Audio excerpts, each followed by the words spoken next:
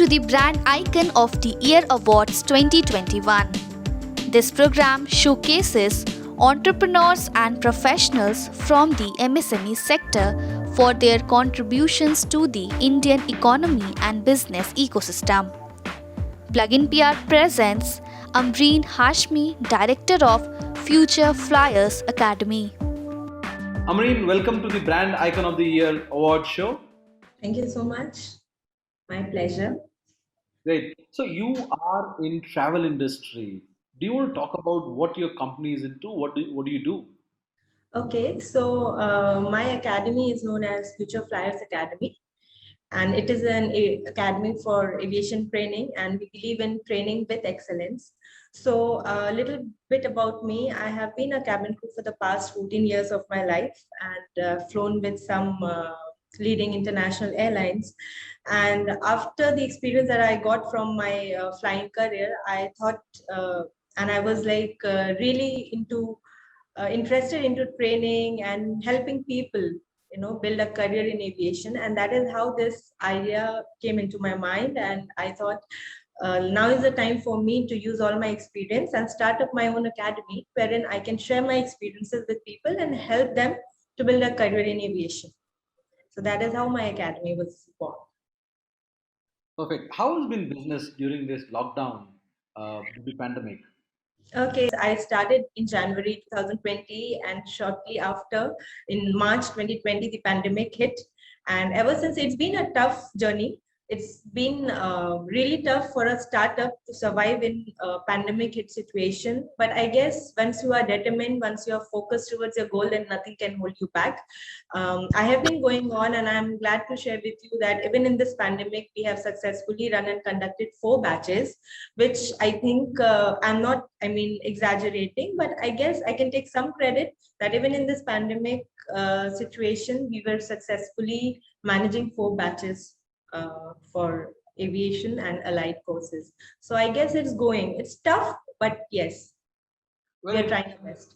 how entrepreneurs like you and businesses like yours, which are not necessarily technology businesses, are adopting technology to be in the game, right? So, what you tell me that even during pandemic you have used the opportunity to conduct the classes. Do you want to talk about how did you do that? What kind of technology did you use? Okay, so when I started, as I said, when I started, we had no idea that this pandemic is going to hit and this crisis is going to, come into our lives. So it was completely in live classes that I was focusing into. But then again, keeping in mind the lockdown situation and everything, I had to keep running the business. So I obviously shifted part of my batches to the online course, online platform. That was a challenge again for me because I am someone who believes in live mentoring, like face-to-face classes, because aviation is something which is a very, very versatile field. I mean, there's not one thing that you can train the candidates on. There's so many things that goes on to it, like personality development, grooming, communication, body language, all of that. So I don't think all of that can be, conveniently translated into the online platform. But again, keeping in mind the scenario, obviously we have to go on with the flow. So for me, the major challenge was converting my offline regular classes to the online mode. And I was trying as far as possible, to keep the batch size low, but still calling them to the academy, because again there are restrictions regarding the number of people in the office space. So what we used to do, we used to split the batches into a number of 4 or max to max 5, and then we used to conduct. So basically we had to transit between online and offline, and that is how we kept going, and that is how we are still going. I mean, that's the main thing into consideration right now. Conducting these classes wherein you may use a technology platform and it might be a partial technology and a partial online and partial offline.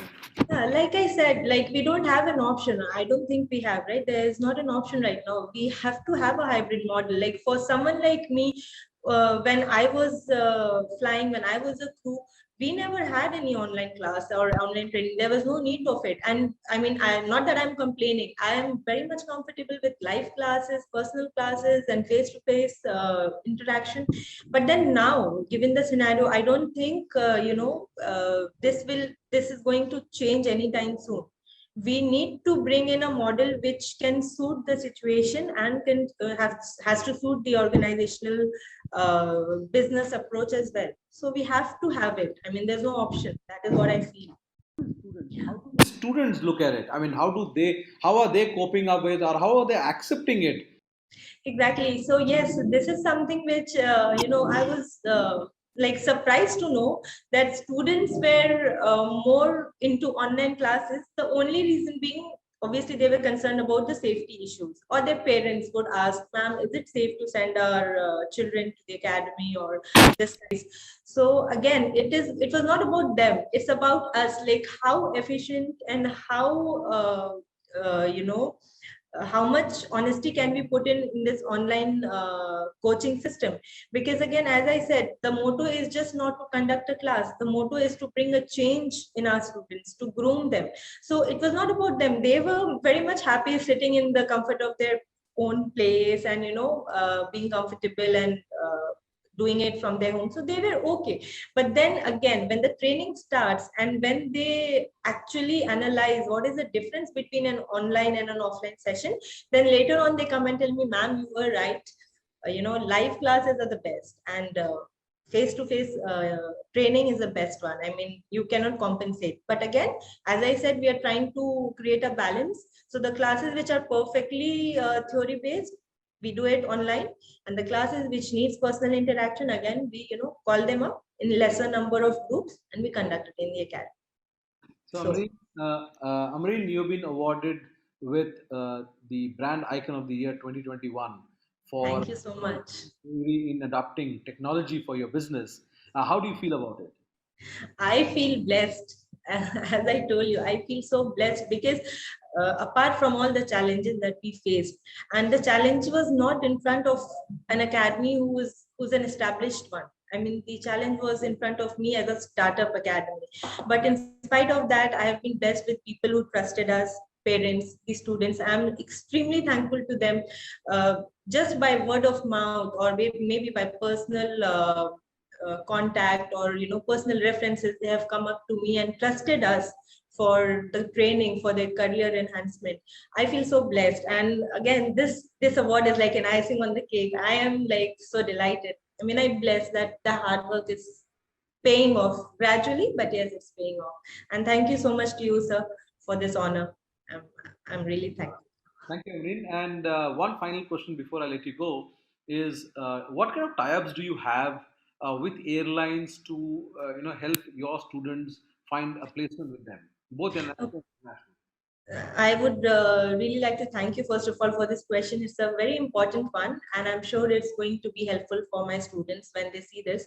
So, for someone who's running an aviation academy, it is very, very important to have a background from aviation. I mean, I'm not here to pull down any other institute or academy, but then there are so many institutes in the market providing aviation academy, but they don't have anything to do with aviation as such. I mean, people are from diverse background, people from real estate, people from other business fields, and starting up an aviation academy. But they have to understand, for you to train people for a certain field, you need to have some experience in the field.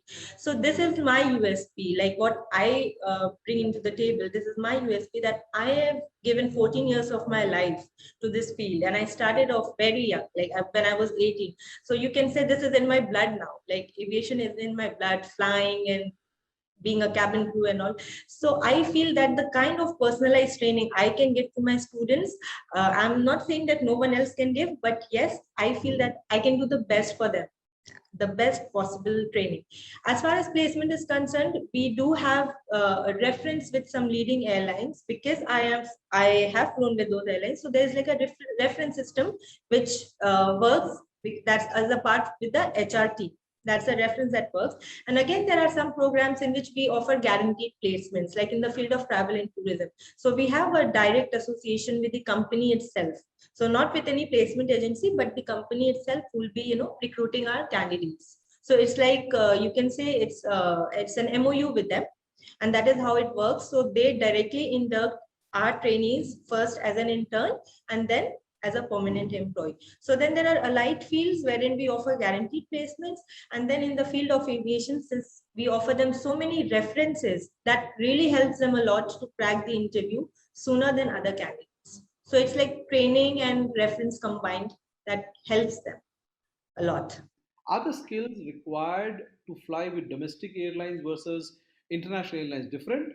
Any specific skills that are looked at when you go for international airlines? And is it Not, is yeah. it better to have few years of experience and in a domestic airlines before you apply for international?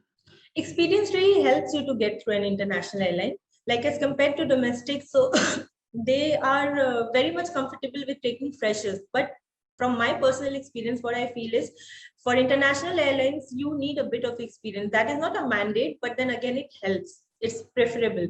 So the skill set is very much the same. There is no change in the skill set. You need to be a positive, well-groomed person. You need good interpersonal skills and communication, grooming, all of that.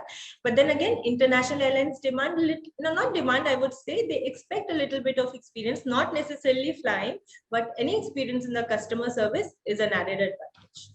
And but that doesn't mean that freshers don't get to international. They do, but the ratio of experience and fresher candidates is more for international candidates. Thank you, Amreen. Thank you for joining us, and we look forward to Thank you. seeing you on some of our shows later. Thank you. Thank you so much. Thank you, sir. You have a nice day.